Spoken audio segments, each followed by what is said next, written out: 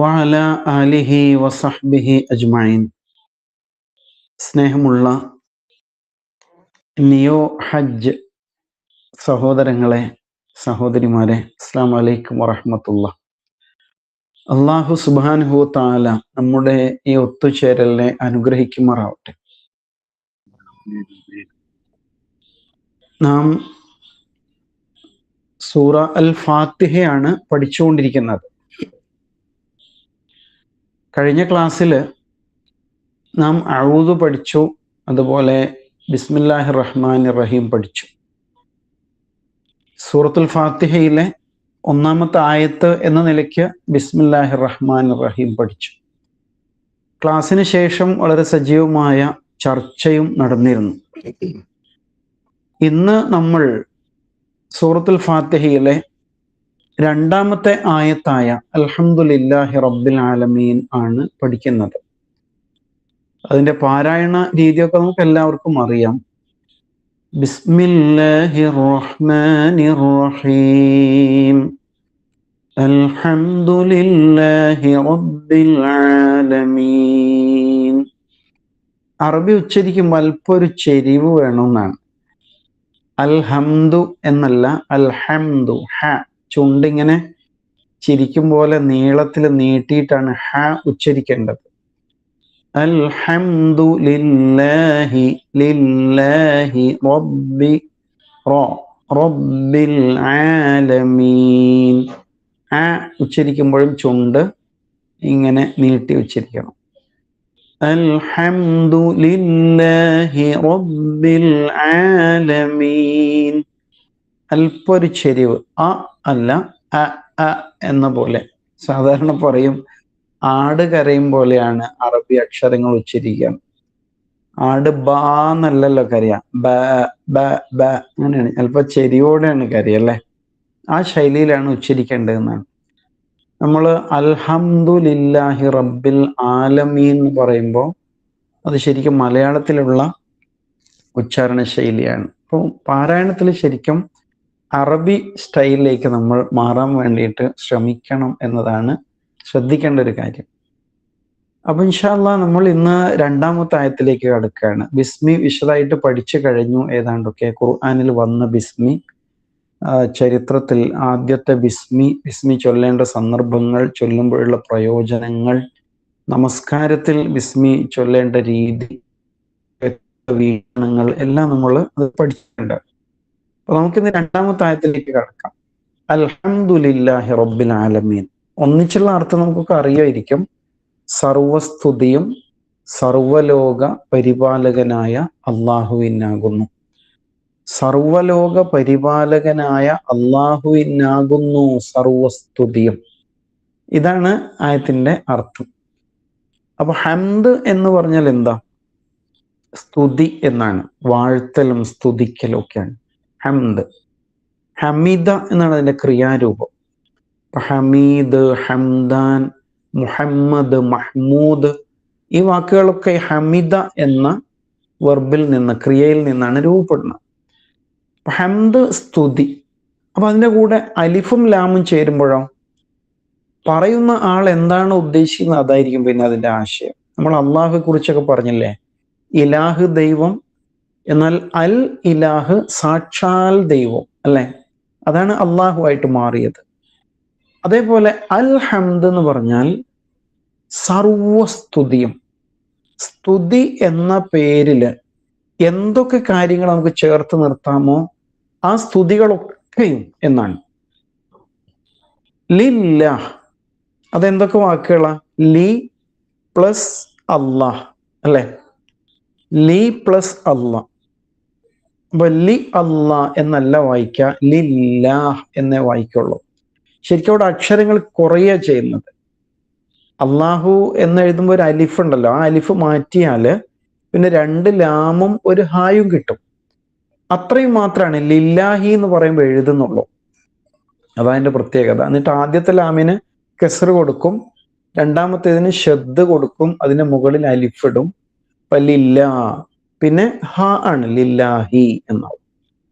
ഇതേപോലെയാണ് നമ്മൾ അഊദുവിൽ പഠിച്ചോർക്കുന്നില്ലേ, അഊദു ബില്ലാഹി, ബി പ്ലസ് അള്ളാഹു ആണ്, ബില്ലാഹി എന്നായിരുന്നു വായിച്ചത്.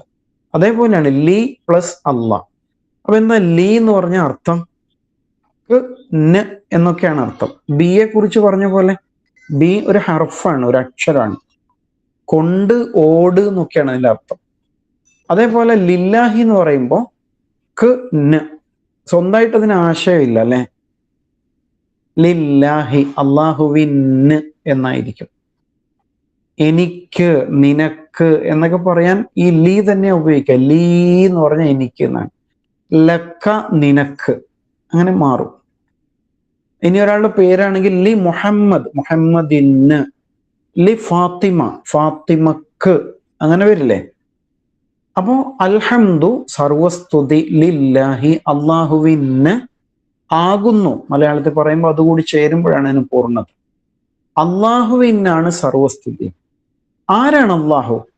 റബ്ബ്, അവൻ രക്ഷിതാവാണ്, അല്ലെങ്കിൽ പരിപാലകനാണ് എന്ന് പറയും. റബ്ബ്, അതിന്റെ ബഹുവചനാണ് അർബാബ്. അർബാബ് സാധാരണ ഗൾഫുകാരൊക്കെ പറയില്ലേ, എൻ്റെ പാസ്പോർട്ട് അർബാബിന്റെ കയ്യിലാണെന്നൊക്കെ പറയും അല്ലേ. ശരിക്കും ഉദ്ദേശിക്കുന്ന സ്പോൺസർ എന്നായിരിക്കും. ഇപ്പൊ നമ്മൾ ഹജ്ജിന് പോയപ്പോ എന്താണ് മുത്തവ്വിഫ്, അല്ലെങ്കിൽ എന്താ പറയാ, നമ്മുടെ വിസ ഹോൾഡർ ആയിട്ടുള്ള ഒരാള് അല്ലെങ്കിൽ ഒരു ഗ്രൂപ്പ് എന്നൊക്കെ പറയല്ലോ, ആ നിലക്കുള്ള ആള് എന്ന അർത്ഥത്തിൽ അർബാബ് എന്ന് പറയാറുണ്ട്. അപ്പൊ റബ്ബിന്റെ ബഹുവചനാണ് അർബാബ്. റബ്ബ് പരിപാലകൻ, സംരക്ഷകൻ, നാഥൻ എന്നൊക്കെയാണ് ശരിക്കും അതിന്റെ അർത്ഥം വരുന്നത്. ആലം, ലോകം എന്നാണ് അർത്ഥം അല്ലെ. ആലം ദുനിയാവ് എന്ന് പൊതുവെ പറയാറുണ്ടല്ലോ. ആലം ദുനിയാവിൽ എന്ന് പറഞ്ഞ് പാട്ടൊക്കെ ഉണ്ട്. അപ്പൊ ആലം, ലോകം എന്നാണ് അർത്ഥം. ആലമീൻ, ലോകങ്ങൾ എന്നാണ്, അല്ലെങ്കിൽ ആലമൂൻ എന്നും പറയാം. ഇവിടെ ഈ വാക്കിന്റെ ഘടന അനുസരിച്ച് ആലമീൻ എന്നാണ് വരിക. റബ്ബുൽ ആലമീൻ എന്ന് പറയില്ലേ. അപ്പൊ ആലം, ലോകം. അൽ ആലം എന്ന് പറയുമ്പോൾ എന്തായിരിക്കും? സർവലോകം. ഏതുപോലെ? അൽ ഹംദ്, സർവസ്തുതി. ഇതേപോലെയാണ് അൽ ആലം, സർവലോകം എന്നാണ്. റബ്ബുൽ ആലമീൻ. അപ്പൊ ആലിമ് എന്നൊരു വാക്കില്ല. ആലിം എന്ന് പറഞ്ഞാൽ പറയാം പണ്ഡിതൻ, അറിവുള്ളവൻ. ശരിക്കും ആലിം എന്ന് പറഞ്ഞാൽ ആലമിനെ കുറിച്ച്, ഈ ലോകത്തെ കുറിച്ച് അറിവുള്ള ആൾക്കാണ് ആലിം എന്ന് പറയുക എന്ന് പറയും. റബ്ബുൽ ആലമീൻ, സർവലോക രക്ഷിതാവ് എന്നായിരിക്കും അല്ലെ. അപ്പൊ ഒന്നുകൂടി അർത്ഥം പറഞ്ഞു നോക്ക്. അവസാനത്തിൽ നിന്ന് ആദ്യത്തിലേക്ക് അർത്ഥം പറയാം. അൽഹംദുലില്ലാഹി റബ്ബിൽ ആലമീൻ. എങ്ങനെ അവസാനത്തിൽ നിന്ന് പറയാം? സർവലോക, അൽ ആലമീൻ, പിന്നെ റബ്ബ്, സർവലോക രക്ഷിതാവായ, ലില്ലാഹി, അള്ളാഹുവിന്, അൽഹംദ്, സർവസ്തുതി അല്ലെ. സർവലോക രക്ഷിതാവായ അള്ളാഹുവിനാകുന്നു സർവസ്തുതി എന്നാണ്. അപ്പൊ ശരിക്കും അള്ളാഹു എന്ന വാക്ക് അൽ ഫാത്തിഹയിൽ എത്ര പ്രാവശ്യമുണ്ട്? 2 പ്രാവശ്യം ഉണ്ട് അല്ലെ. ഒന്ന് ബിസ്മിയിലുണ്ട്, പിന്നെ അൽഹംദു ലില്ലാഹിയിലുണ്ട്. പിന്നെ അഊദു കൂടി ഓതുകയാണെങ്കിലോ 3 എണ്ണമായി. അഊദു ബില്ലാഹി, ഇപ്പൊ 3 ആയി. അപ്പൊ ശരിക്കും 3 തവണ അള്ളാഹു പറയുന്നുണ്ട് എന്ന് പറയാം. റബ്ബ് സൂറത്തുൽ ഫാത്തിഹയിൽ ഒറ്റ തവണ വരുന്നത്, അൽഹംദുലില്ലാഹി റബ്ബിൽ ആലമീൻ. ശരിക്കും ഈ ആയത്തിനെ കുറിച്ച് നമ്മൾ കൂടുതൽ ആലോചിക്കാറുണ്ടോ? ഒരുപാട് ആലോചിക്കേണ്ട ഒരു ആയത്താണിത്. അതിൻ്റെ ഇടയ്ക്ക് നിങ്ങൾക്കൊരു ടാസ്ക് തരാം, ഒരു ഹോംവർക്ക്. എന്താണെന്നറിയാം? ബിസ്മിക്ക് ശേഷം അൽഹംദ് കൊണ്ട് ആരംഭിക്കുന്ന എത്ര സൂറകളുണ്ട് ഖുർആനിൽ? ബിസ്മിക്ക് ശേഷം, ഇപ്പൊ സൂറത്തുൽ ഫാത്തിഹയിൽ ബിസ്മില്ലാഹിർ റഹ്മാനിർ റഹീം, അത് കഴിഞ്ഞ് അൽഹംദുലില്ലാ എന്നാണല്ലോ. അൽഹംദുലില്ലാഹി റബ്ബിൽ ആലമീൻ എന്ന് അല്ല, ഇങ്ങനെ വേറെ സൂറയില്ല. അൽഹംദുലില്ലാ, ഹംദ് കൊണ്ട് തുടങ്ങുന്ന സൂറയായിരിക്കും. ആ നിലയ്ക്ക് എത്ര സൂറകൾ ഖുർആനിലുണ്ട്? അത് നോട്ട് ചെയ്യണം. 1 ഫാത്തിഹയാണ്, ഇപ്പൊ നമ്മൾ പഠിച്ചുകൊണ്ടിരിക്കുകയാണല്ലോ. ബാക്കി 4 നോട്ട് ചെയ്യണം. അത് ഗ്രൂപ്പിൽ ഇടരുത്. ഗ്രൂപ്പിൽ ഒരാൾ ഇട്ട് കഴിഞ്ഞാൽ പിന്നെ ഉത്തരം എല്ലാവർക്കും കിട്ടി അല്ലേ. അപ്പൊ അതുകൊണ്ട് ഗ്രൂപ്പിൽ ഇടരുത്. പേഴ്സണലായിട്ട് എനിക്ക് മെസ്സേജ് ചെയ്യാനേ പാടുള്ളൂ. അല്ലെ പിന്നെ നമ്മുടെ അഡ്മിൻ ഷെരീഫ് സാഹിബിന് മെസ്സേജ് അയക്കണം. ആ ചോദ്യം ഇതാണ്, ബിസ്മിക്ക് ശേഷം അൽഹംദ് കൊണ്ട് തുടങ്ങുന്ന എത്ര സൂറകളാണ് ഖുർആനിലുള്ളത്? അവ ഏവ, ഇതിനെ ലിസ്റ്റ് ചെയ്യണം കേട്ടോ. അങ്ങനെ എത്ര സൂറയുണ്ട്, ഏതൊക്കെയാണ്? ഇൻഷാ അല്ലാഹ് അത് പിന്നെ എല്ലാവരും പേഴ്സണലായിട്ട് സ്വയം പരിശോധിച്ചിട്ട് കണ്ടെത്തണം. മക്കളോടൊന്നും ചോദിക്കരുത്. ഇൻഷാ അല്ലാഹ്. അപ്പൊ അൽഹംദുലില്ലാഹി റബ്ബിൽ ആലമീൻ. അപ്പൊ ഹംദ് കൊണ്ട് തുടങ്ങുമ്പോൾ അതിലെന്താ മനസ്സിലാക്കേണ്ടത്? ഞങ്ങൾക്ക് ഓർമ്മയില്ലേ, നമ്മൾ പ്രാർത്ഥനയുടെ ക്ലാസ് എടുത്തില്ലേ മക്കയിൽ വെച്ച്? അതുപോലെ പിന്നെ അറഫാത്തിലേക്ക് പോകുമ്പോഴൊക്കെ ഓർമ്മപ്പെടുത്തിയൊരു കാര്യമുണ്ട്. പ്രാർത്ഥന സ്വീകാര്യമാകാനുള്ള ഏറ്റവും പ്രധാനപ്പെട്ട ഒരു അദബാണ് ഹംദ് ഉണ്ടാവണം, അല്ലെ? പ്രാർത്ഥനയിൽ ഹംദ് ഉണ്ടാവണം. പിന്നെ എന്തുണ്ടാവണം? സ്വലാത്ത് ഉണ്ടാവണം. ഏറ്റവും ചുരുങ്ങിയത് അൽഹംദുലില്ലാഹ് അല്ലാഹുമ്മ സ്വല്ലി അലാ മുഹമ്മദ്, അത്രയും മതി. ഇപ്പൊ ഖുതുബ തുടങ്ങുമ്പോൾ, വെള്ളിയാഴ്ച ഖുതുബ സ്റ്റാർട്ട് ചെയ്യുമ്പോൾ ശ്രദ്ധിച്ചിട്ടില്ലേ, ഖത്തീബ് ഹംദും സ്വലാത്തും ചൊല്ലാറുണ്ട്. അപ്പൊ ഹംദ് കുറച്ച് ദീർഘിച്ച ഹംദും, അതുപോലെ ഇബ്രാഹിമി സ്വലാത്ത് അല്ലാഹുമ്മ സ്വല്ലി അലാ മുഹമ്മദും തുടങ്ങുന്ന ഇന്നക ഹമീദും മജീദിൽ അവസാനിക്കുന്ന സ്വലാത്തായിരിക്കും പലപ്പോഴും ചൊല്ലുക. ഏറ്റവും ചുരുങ്ങിയത് അൽഹംദുലില്ലാഹ് അല്ലാഹുമ്മ സ്വല്ലി അലാ മുഹമ്മദ്. ഇതാണ് പ്രാർത്ഥനയുടെ ഏറ്റവും ചുരുങ്ങിയ മര്യാദ. അള്ളാഹുവിൽ അത് സ്വീകാര്യമാകാൻ, അല്ലെങ്കിൽ എന്താ റസൂൽ സ്വല്ലല്ലാഹു അലൈഹി വസല്ലം പറഞ്ഞത്? ആ പ്രാർത്ഥന ആകാശത്ത് തങ്ങി നിൽക്കുന്നതാണ്, അയാൾക്കും ആകാശത്തിന് ഇടയിൽ തങ്ങി നിൽക്കും, അത് അള്ളാഹുവിലേക്ക് ഉയരുകയില്ല എന്ന്. അതേസമയം പെട്ടെന്ന് നമ്മളൊന്ന് പിന്നെ വീഴാൻ പോയപ്പോ പടച്ചോനെ കാക്കണേ എന്ന് പറഞ്ഞാൽ ആ സമയത്ത് ഹംദും സലാത്തും ഒക്കെ ചൊല്ലാൻ നേരമില്ല. പക്ഷെ അങ്ങനെയല്ല, നമസ്കാര ശേഷവും മറ്റ് സമയത്തൊക്കെ ബോധപൂർവം നമ്മൾ പ്രാർത്ഥിക്കൂലേ? അങ്ങനെ വരുമ്പോൾ ഹംദും സ്വലാത്തും ഉണ്ടാവണം എന്നാണ് അതിൽ മനസ്സിലാക്കേണ്ടത്. അപ്പൊ നമ്മള് ഇവിടെ ശ്രദ്ധിക്കേണ്ട ഒരു കാര്യം, അൽഹംദുലില്ലാഹ്, അള്ളാഹുവിന് സർവസ്തുതി. അപ്പൊ എന്താ അതിന്റെ കാരണം? അതിന്റെ കാരണമാണ് അടുത്ത വാചകത്ത് പറയുന്നത്, അവൻ സർവലോക സംരക്ഷകനാണ്, അതുകൊണ്ട് അവനാണ് സർവസ്തുതി എന്നാണ് പറയുന്നത്. അപ്പൊ അങ്ങനെ പറയുമ്പോ സർവലോകത്തിൽ നമ്മൾ പെടുമോ? നമ്മളും പെടും, അല്ലെ? ഞാനും നിങ്ങളും നമ്മുടെ മക്കളും പേരമക്കളും മാത്രമല്ല, ഈ ലോകത്തിലെ സകല ചരാചരങ്ങളും ഉൾപ്പെടും, അല്ലെ? അതാണ് റബ്ബുൽ ആലമീൻ എന്ന് പറയുമ്പോൾ. നിങ്ങൾ ശ്രദ്ധിച്ചിട്ടുണ്ട്, അള്ളാഹുവിനെ പരിചയപ്പെടുത്താൻ വേണ്ടിയിട്ട് ഖുറാനിൽ ആദ്യം ഉപയോഗിക്കുന്ന വാക്ക് റബ്ബ് എന്നായിരിക്കും. അള്ളാഹുവിന് മറ്റൊരു പേരാണ് റബ്ബ്, അല്ലെ? റബ്ബ് എന്ന് ആളുകൾ പേരിടാറുണ്ടല്ലോ. നമുക്കൊരു വിദ്യാഭ്യാസ മന്ത്രി ഉണ്ടായില്ലേ, അദ്ദേഹത്തിന്റെ പേരെന്തായിരുന്നു? അബ്ദുർ റബ്ബ് എന്നാണ്, അല്ലെ? അബ്ദുർ റബ്ബ് എന്നാണ് അദ്ദേഹത്തിന്റെ പേര്. അതുപോലെ പലരുടെയും പേര് കാണും. അപ്പൊ അത് അള്ളാഹുവിന്റെ പേരാണ് റബ്ബ്. അപ്പൊ അതിനാൽ അതിന്റെ മുമ്പിൽ അബ്ദ് ചേർക്കാണ്. അപ്പൊ അള്ളാഹുവെ പരിചയപ്പെടുത്താൻ ആദ്യം ഉപയോഗിക്കുന്ന വാക്ക് ഏതാണ്? റബ്ബായിരിക്കും. അപ്പൊ നിങ്ങൾ ആലോചിച്ച് നോക്കുക, ആദ്യം ഇറങ്ങിയ ആയത്ത് ഏതാ? ഇഖ്റ ബിസ്മി റബ്ബിക എന്നാണ്, നിന്റെ റബ്ബിന്റെ നാമത്തില്. അതുപോലെ ഒരുപാട് സ്ഥലത്ത്, ഇപ്പോ സൂറത്തുൽ ബഖറയില് ആദ്യമായിട്ട് അള്ളാഹു മനുഷ്യനെ വിളിക്കുന്ന ഒരു ആയത്തുണ്ട്, യാ അയ്യുഹന്നാസ്, മനുഷ്യരെ. ആദ്യം മുസ്ലിങ്ങളെ എന്നല്ല അള്ളാഹു വിളിച്ചത് ഖുർആനില്, മനുഷ്യരെ എന്നാ വിളിച്ചത്. എന്നിട്ട് പറയാം, ഉഅ്ബുദു റബ്ബക്കും, നിങ്ങൾ നിങ്ങളുടെ റബ്ബിനെ ഇബാദത്ത് ചെയ്യുവിൻ. ഏതായത്ത്? അൽ ബഖറ 21-ാമത്തെ ആയത്താണ്. അതിൽ റബ്ബാണ് പറഞ്ഞു.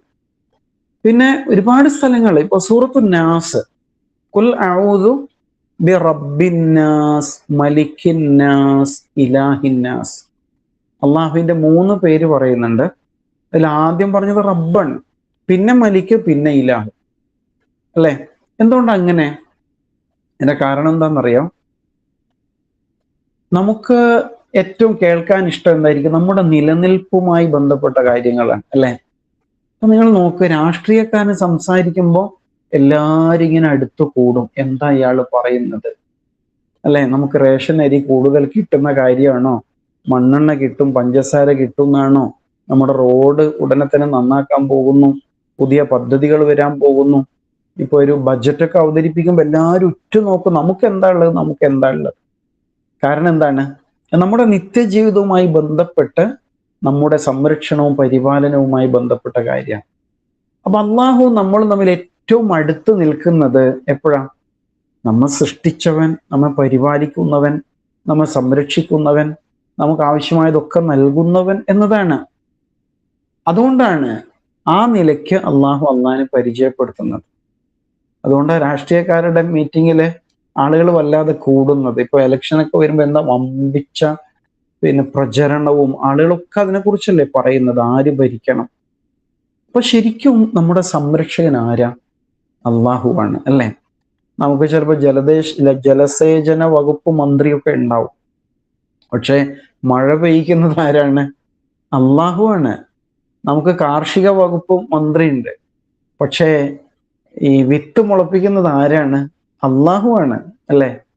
വിത്ത് വിതരണം ചെയ്യാനും അത് ഇന്ന രൂപത്തിൽ നടണം എന്നൊക്കെ പറയാനൊക്കെ മന്ത്രിക്ക് കഴിഞ്ഞേക്കും, ആ കാർഷിക വകുപ്പിന്. പക്ഷെ മുളപ്പിക്കുന്നത് അള്ളാഹുവാണ് അല്ലേ? അപ്പൊ ഇങ്ങനെ നമ്മുടെ നിലനിൽപ്പുമായി ബന്ധപ്പെട്ട് ചുരുക്കി പറഞ്ഞാല് സൃഷ്ടി, സ്ഥിതി, സംഹാരം ഇങ്ങനെ പറയില്ലേ? സൃഷ്ടിക്കുന്നതും നിലനിർത്തുന്നതും അതിനെ ഇല്ലാതെയാക്കുന്നതും ഒക്കെ അള്ളാഹുവാണ്. സൂറത്തുൽ ആലയിൽ അങ്ങനെ തന്നെ പറയുന്നുണ്ട്, സബ്ബിഹിസ്മ റബ്ബിക്കൽ ആല, അത്യുന്നതനായ റബ്ബ്, ആ റബ്ബിന്റെ നാമത്തെ വാഴ്ത്തുക എന്ന് പറഞ്ഞിട്ട്.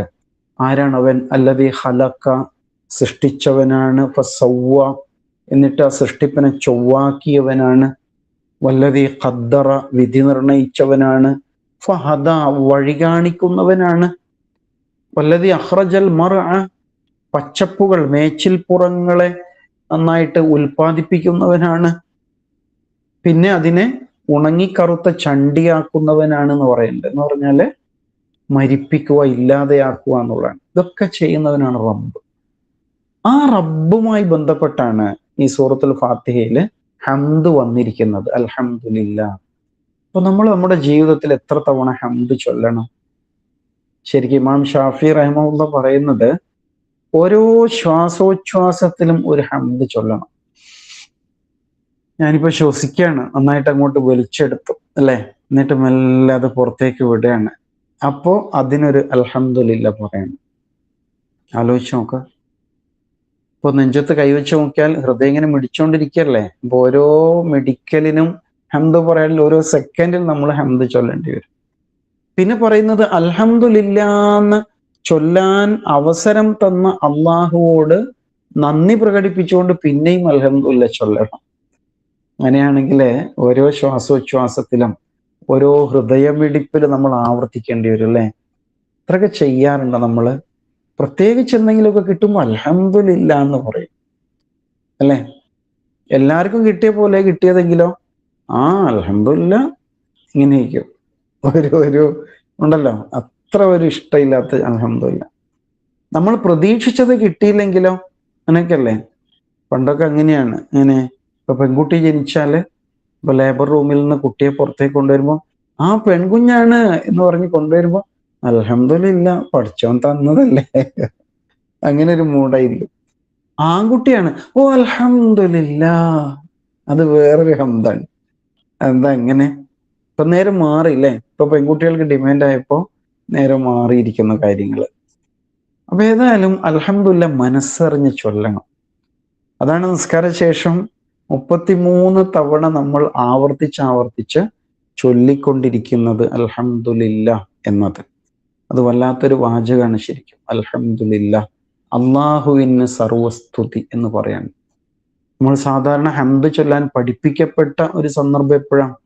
ഭക്ഷണം കഴിച്ചാല് തുടങ്ങുമ്പോൾ ബിസ്മി, പിന്നെ കഴിച്ചു കഴിഞ്ഞാൽ അൽഹംദുലില്ലാ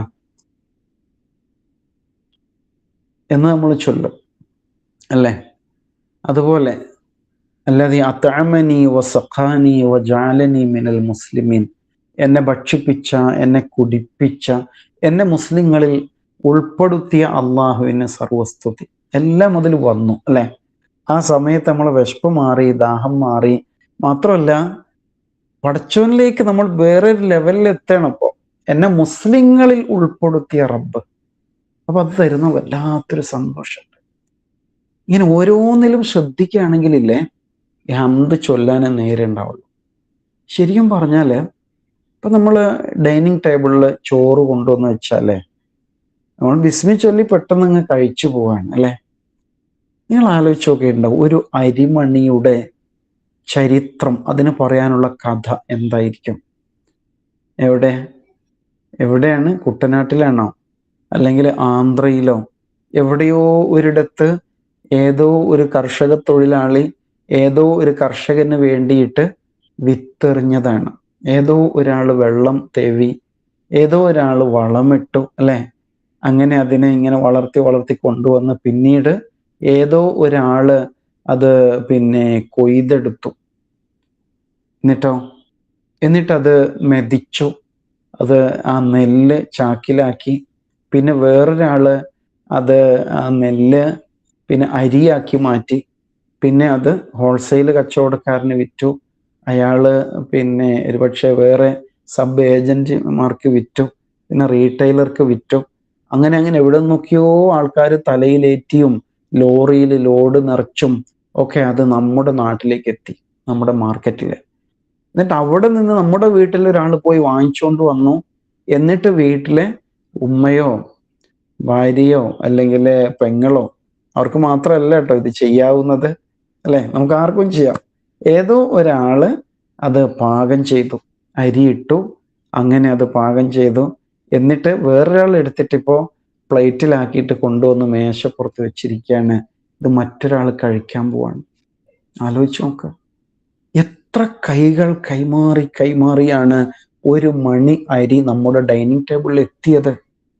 അപ്പൊ ശരിക്കും ഇങ്ങനെ ഇരുന്ന് ആലോചിച്ചു പോകും, പടച്ചോനെ ഞാനിതൊക്കെ കഴിക്കാൻ അർഹനാണോ? അപ്പൊ നമ്മൾ കരുതും ഞാൻ കാശ് കൊടുത്ത് വാങ്ങിച്ചാണ്, കിലോ 60 രൂപ കൊടുത്തിട്ട് ഞാൻ അധ്വാനിച്ചുണ്ടാക്കിയ കാശാണ്, ഇങ്ങനെയാണെങ്കിൽ കിട്ടും. കോവിഡ് കാലത്തൊക്കെ നമ്മൾ അനുഭവിച്ചാൽ ഇഷ്ടം പോലെ കാശുണ്ടായി, പക്ഷെ സാധനം കിട്ടാനില്ലായിരുന്നു അല്ലെ. അപ്പൊ അങ്ങനെ ചിന്തിക്കുമ്പോഴാണ് ഒരു മണി അരിക്ക് നമ്മോട് പറയാനുള്ള കഥ എന്താണ്. എന്നിട്ട് അതില് ചില വറ്റുമണികൾ ടേബിളിലേക്ക് വീഴുന്നു അല്ലെങ്കിൽ നിലത്തേക്ക് വീഴുന്നു, നമ്മളൊന്നും മൈൻഡ് ചെയ്യുന്നില്ലല്ലോ. അങ്ങനെ സംഭവിക്കാം. നമുക്ക് ഇഷ്ടമുള്ളത് കഴിക്കുന്ന ചിലപ്പോൾ പ്ലേറ്റിൽ തന്നെ കുറച്ച് ബാക്കി മക്കളൊക്കെ കഴിച്ചു പോകുന്ന കാണാറില്ലേ. അങ്ങനെയൊക്കെയാണ്. അങ്ങനെയാണെങ്കിൽ ഓരോ അരിമണിക്കും അൽഹംദുലില്ലാ ചൊല്ലേണ്ടതില്ലേ? പക്ഷെ എന്നാലും മനുഷ്യനുണ്ടല്ലോ, എൻ്റെ കാര്യം ഞാൻ നോക്കിക്കോളും, എൻ്റെ കാര്യത്തിൽ ആരും ഇടപെടണ്ട, ഇങ്ങനൊരു മൈൻഡാണ്. പക്ഷെ ഇങ്ങനെ എത്രയോ മനുഷ്യരുടെ സഹായവും സഹകരണവും കൊണ്ടല്ലേ നമ്മുടെ ഓരോ ദിവസവും കഴിഞ്ഞു പോകുന്നത്. അൽഹംദുലില്ലാ. അതിനാൽ ഹംദ് ചൊല്ലുന്നതിന് ഒരു പരിധിയുമില്ല എന്നതാണ്. നിസ്കാരശേഷമുള്ള 33 മാത്രമല്ല, നിരന്തരമായിട്ട് അള്ളാഹുവെ ഓർത്ത് ചൊല്ലിക്കൊണ്ടിരിക്കണം. ഇബ്രാഹിം അലൈഹിസ്സലാം പിന്നെ സൂറത്തു ഇബ്രാഹിമിൽ ഹംദ് ചൊല്ലുന്നുണ്ട്. അൽഹംദുലില്ലാഹില്ലദീ വഹബലി അലൽ കിബരി ഇസ്മായില വ ഇസ്ഹാഖ്. ഈ വാർദ്ധക്യഘട്ടത്തിൽ എനിക്ക് ഇസ്മായിലിനെയും ഇസ്ഹാക്കിനെയും തന്ന റബ്ബേ നിനക്കാണ് സ്തുതി. നമ്മളങ്ങനെ ചൊല്ലലുണ്ടോ? മക്കളൊക്കെ കാണുമ്പോൾ ഓ ഈ മോനെ ഈ മോളെ എനിക്ക് തന്ന പടച്ചോനെ നിനക്കാണ് സർവസ്തുതി. ഇങ്ങനെയൊക്കെ ചെയ്യുമ്പോൾ കരഞ്ഞു പോകും, പടച്ചോനെ ഓർത്തിട്ട് കരച്ചിൽ വരും അല്ലെ. വേറൊരു സന്ദർഭമാണ് തുമ്മിയാൽ അൽഹംദുലില്ലാ ചൊല്ല അല്ലെ. തുമ്മിക്കഴിഞ്ഞാൽ അൽഹംദുലില്ലാ. അപ്പൊ കേട്ട് നിൽക്കുന്ന ആൾ യർഹമുക്കല്ലാഹ്, അള്ളാഹു നിനക്ക് കരുണ ചെയ്യട്ടെ. അപ്പൊ നേരത്തെ തുമ്മിയാൾ എന്ത് പറയണം? യഹ്ദീകുമുല്ലാഹ് വയുസ്ലിഹു ബാലക്കും. യഹ്ദീകുമുല്ലാഹ്, അള്ളാഹു നിങ്ങളെ ഹിദായത്തിലാക്കട്ടെ, വഴി കാണിക്കുന്നതാക്കട്ടെ. വയുസ്ലിഹു ബാലക്കും, നിങ്ങളുടെ അവസ്ഥയെ അവൻ നന്നാക്കി തരട്ടെ. അതോടെ എന്തായി? അവർക്കിടയിൽ നല്ലൊരു ബോണ്ട് അല്ലെ, നല്ലൊരു ആത്മബന്ധം അവിടെ രൂപപ്പെടുന്നു എന്ന് മനസ്സിലാക്കണം. അപ്പൊ ഒരാള് നമുക്കൊരു 1000 രൂപ കടം തന്നു, നമ്മൾ ചെന്ന് ചോദിച്ചപ്പോ അപ്പൊ നമ്മൾ എന്താ പറയാം? നമ്മൾ അയാൾക്ക് ജസാക്കല്ലാ പറയാം. പക്ഷെ ആദ്യം എന്താ പറയേണ്ടത്? ജസാക്കല്ലയാണോ അൽഹംദുലില്ലായാണോ? ആദ്യം അൽഹംദുലില്ലാ പറയണം. അപ്പൊ അയാൾ ചിലപ്പോൾ ചോദിക്കും, ഞാൻ കാശ് തന്നിട്ട് ഹംദ് അള്ളാഹുവിനാണോ? അത് നല്ല പരിപാടിയാണല്ലോ, എന്നെയല്ലേ സ്തുതിക്കേണ്ടത്. അപ്പൊ അതിന് നമുക്കൊരു ന്യായം ഉണ്ടല്ലേ. എന്താണ്? നമുക്കൊരു 1000 രൂപ വാങ്ങിക്കണം, ആവശ്യമുണ്ട്. അപ്പൊ ഇതാരോട് ചോദിക്കണം? അപ്പോൾ ഒരു മുഖം നമ്മുടെ മനസ്സിൽ തെളിഞ്ഞ ഇന്ന ആളോട് ചോദിക്കാം. അപ്പൊ അയാളുടെ അടുത്ത് പോകാൻ നമ്മുടെ മനസ്സിൽ തോന്നിപ്പിച്ചത് ആരാ? അള്ളാഹുവാണ് തോന്നിപ്പിച്ചത്. അയാളുടെ അടുത്ത് ചെന്ന് പറഞ്ഞപ്പോൾ അയാൾക്ക് ബോധ്യപ്പെട്ടു, അയാൾ വേഗം കാശ് എടുത്തു തന്നു. അയാൾക്ക് അത് തോന്നിപ്പിച്ചത് ആരാണ്? അതും അള്ളാഹു തന്നെയാണ്, അല്ലെ? അയാളുടെ കയ്യിൽ കാശ് കൊടുത്തതും നമുക്കത് കിട്ടാൻ അവസരം ഉണ്ടാക്കിയതും ഒക്കെ അള്ളാഹുവാണ്. അപ്പൊ അതുകൊണ്ട് അൽഹംദുലില്ലാഹ് ആദ്യം. പിന്നെ അയാൾക്കുള്ളത് ജസാക്ക് അല്ലാഹു ഖൈറ, അള്ളാഹു താങ്കൾക്ക് ഉത്തമമായ പ്രതിഫലം നൽകട്ടെ എന്ന് അയാൾക്ക് താങ്ക്സ് പറയാം. അതൊരു പ്രാർത്ഥനയാണ്. അപ്പൊ അങ്ങനെയാണ് എല്ലാ കാര്യങ്ങളും. ആദ്യം അള്ളാഹുവിന് സർവസ്തുതിയാണ്. അപ്പൊ ഒരു നല്ല വാർത്ത കേൾക്കുമ്പോൾ, അല്ലെങ്കിൽ നമ്മുടെ പ്രാർത്ഥന അള്ളാഹുവിങ്കൽ സ്വീകാര്യമാകുമ്പോൾ, ആ നിലയിൽ നമുക്ക് അനുഭവങ്ങൾ ഉണ്ടാകുമ്പോൾ ഒക്കെയും അൽഹംദുലില്ലാഹ്. ഇനി ഒരു സങ്കടവും വിഷമമൊക്കെ ഉണ്ടായി, എന്തൊക്കെയാ വിശേഷം എന്ന് ചോദിക്കൂലേ? അങ്ങനെ പോന്നു, അങ്ങനല്ലേ പൊതുവെ പറയാ? അങ്ങനെ പറയാ, തട്ടിമുട്ടി അങ്ങനെ പോന്നു, മഴക്കാലമൊക്കെ അല്ലേ, കച്ചവടമൊക്കെ കുറച്ച് മോശമാണ്, ഗൾഫിൽ യുദ്ധമാണ്, ഇങ്ങനെയൊക്കെ ഉണ്ടല്ലോ. പരാതി പറയുന്ന ഒരു സ്റ്റൈലുണ്ട്. അപ്പോൾ നമ്മൾ തമാശക്ക് പറയും, എനിക്കിപ്പോ നല്ല സുഖമാണ്, പിന്നെ കച്ചവടം ഉഷാറായിട്ട് പോകുന്നു എന്ന് പറയാൻ എല്ലാവർക്കും പേടിയാണ്. എന്താ കാരണം എന്നറിയാം? അങ്ങനെയൊക്കെ പറഞ്ഞാലേ മറ്റേ ആൾ വായ്പ ചോദിക്കുമോ എന്നുള്ള പേടിയുണ്ട്. അപ്പൊ ഇയാളുടെ കയ്യിൽ കാശുണ്ടല്ലേ, അപ്പൊ ഒരു 10,000 ചോദിച്ചാലോ എന്നെങ്ങാൻ അയാളുടെ മനസ്സിൽ തോന്നിപ്പോന്ന് കരുതിയിട്ട് നമ്മൾ തുടക്കത്തിൽ തന്നെ ഈ സ്റ്റൈല് വാതിലൊക്കെ അടച്ചിട്ടാ സംസാരിക്കാം. അങ്ങനെ തട്ടിമുട്ടി അങ്ങനെ പോകുന്നു എന്ന് പറയും. അത് ശരിയാണോ? ശരിയല്ല. പഠിച്ചവൻ അനുഗ്രഹങ്ങൾ ചെയ്ത് തന്നിട്ട് ആ അനുഗ്രഹങ്ങളെ മറച്ചു വെക്കാൻ ശ്രമിക്കുക എന്നത് ശരിയല്ല. വഅമ്മാ ബിനിഅമത്തി റബ്ബിക ഫഹദ്ദിസ്, നിന്റെ റബ്ബിന്റെ നിഅമത്തിനെ നീ വിളംബരം ചെയ്യണമെന്നാണ് സൂറ അൽ-ളുഹ അവസാനം പറയുന്നില്ലേ? പഠിച്ചവൻ തന്നത് വിളംബരം ചെയ്യുക, അത് ഉപയോഗിക്കുക എന്ന രൂപത്തിൽ, അത് പ്രകടിപ്പിക്കുക രൂപത്തിൽ നമുക്ക് ഉപയോഗിക്കാവുന്നതാണ് എന്നാണ് അവിടെ മനസ്സിലാക്കേണ്ടത്. അപ്പൊ അതിനാൽ ഹംദിനെ കാണേണ്ട രീതി അതാണ്. ഒരിക്കലും അതിനെ വേറെ രൂപത്തിലല്ല കാണുന്നത്. ഇനി പ്രയാസമാണെങ്കിലോ അൽഹംദുലില്ലാഹ് അലാ കുല്ലി ഹാൽ എന്ന് പറയാം. ഏതവസ്ഥയിലും അള്ളാഹുവിനാണ് സർവസ്തുതി എന്ന് നമുക്ക് പറയാവുന്നതാണ്. അപ്പൊ പിന്നെ കുഴപ്പമില്ല, ആളുകൾ കടം ചോദിക്കൊന്നില്ല. അപ്പൊ അൽഹംദുലില്ലാഹ് റബ്ബ് നമ്മൾ പറഞ്ഞു അല്ലെ. പിന്നെ റബ്ബുൽ ആലമീനാണ് അടുത്തത്. ആലം ലോകം, അൽ ആലം സർവലോകം, അൽ ആലമീൻ സർവലോകങ്ങൾ എന്നുള്ള അർത്ഥമായിരിക്കും. സർവലോകങ്ങളുടെ രക്ഷിതാവ്. വേറൊരർത്ഥം എന്താണെന്നറിയോ? സർവലോകരുടെയും രക്ഷിതാവ് എന്നാണ്. ലോകർ എന്ന് പറഞ്ഞ മനുഷ്യര് അല്ലെ, സകല മനുഷ്യരുടെയും സകല ലോകങ്ങളുടെയും രക്ഷിതാവ്. അപ്പൊ അങ്ങനെ പറയുമ്പോ ശരിക്കും ലോകങ്ങൾ എന്ന് പറഞ്ഞാൽ 7 ആകാശങ്ങളുണ്ട് അല്ലെ, 7 ഭൂമിയുണ്ട് എന്നാ ഖുർആൻ പറയുന്നത്. 7 ആകാശങ്ങളും 7 ഭൂമികളും, നമുക്ക് അറിയുന്നതും അറിയാത്തതുമായ ഒരുപാട് ലോകങ്ങൾ, എല്ലാ ലോകങ്ങളും ഇവിടെ ഉദ്ദേശിക്കുന്നുണ്ട് എന്നാണ്.